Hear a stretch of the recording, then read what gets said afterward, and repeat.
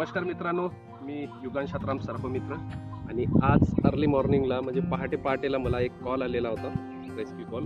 तर मी जाऊन बघितलं तर हा बघा, हा छोटासा बच्चू गवत्या साप. त्याला गवत्या साप म्हणजे ह्याच्यासाठी म्हणतात कारण हा हिरवळ असतो आणि हा जास्तीत जास्त गवतामध्ये राहतो. म्हणून आम्ही याला रिलीज करण्यासाठी किंवा सोडायला आम्ही या गवताळ ठिकाणी पाण्याच्या ठिकाणी घेऊन आलो. कारण हा पाण्याच्या ठिकाणी जास्त असतो, कारण हा याचं मुख्य भोजन हा बेटकं खातो जास्त. तर बेटकासाठी हा पाण्याच्या जवळपास असतो आणि हिरवळ जागेत असतो. कारण हा कोणाला दिसला नाही पाहिजे, कारण हा बिनविषारी साप आहे, पूर्णतः बिनविषारी असतो. कुठल्याही जीवासाठी म्हणजे मानवी जीवासाठी हा धोकादायक नसतो. तर त्याच्यामुळे हा थोडंसं आपल्या बचावासाठी गवताचा जास्ती वापर करतो, गवतामध्ये जास्त राहतो. कारण गवतामध्ये हा बच्चू आहे जास्तीत जास्त 10 सेंटीमीटर जवळपास असेल आणि हा सध्या अंड्यातून निघाला आहे. जास्ती दिवस झालेला नाही बहुतेक. आता जेमतेम हा शिकार करायला शिकला असेल कदाचित.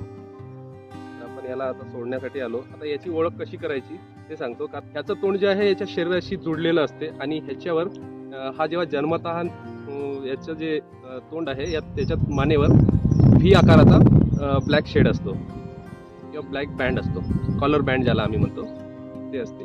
बस याची ओळख तीच आहे. आणि हा पण मोठा झाल्यावर हा पण याचे जे क्लॉड आहे, हे जे बँड आहे हे नाहीसे होऊन जातात. फक्त काही सापांना हे याचे जे कलर बँड आहे तो दिसते. बाकी हा साप बिनविषारी आहे, कुठल्याही प्रकारचा याच्यामध्ये विष आढळत नाही. हा कुणाला हार्मफुल नाही किंवा धोकादायक नाही आहे. खूप साधा आणि सरळ साप आहे, खूप शांत स्वभावाचा साप आहे.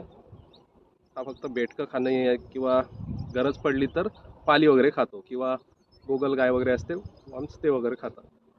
पण याचं मुख्य भोजन हे बेडूक आहे.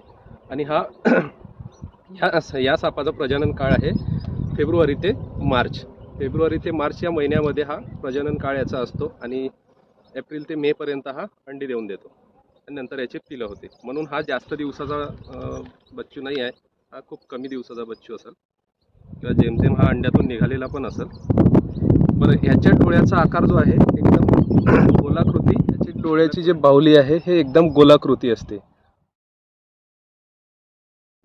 आणि हा जास्तीत जास्त 60 सेंटीमीटर ते 90 सेंटीमीटर लांब होतो. म्हणजे ह्याच्या नर मादीमधला जर फरक बघायचा झाला तर नर हा 60 सेंटीमीटरपर्यंत वाढतो आणि मादी ही 90 सेंटीमीटर म्हणजे 3 फीटपर्यंत वाढू शकते. तर चला, जास्त वेळ न गमावता आपण याला आता रिलीज करून देऊ.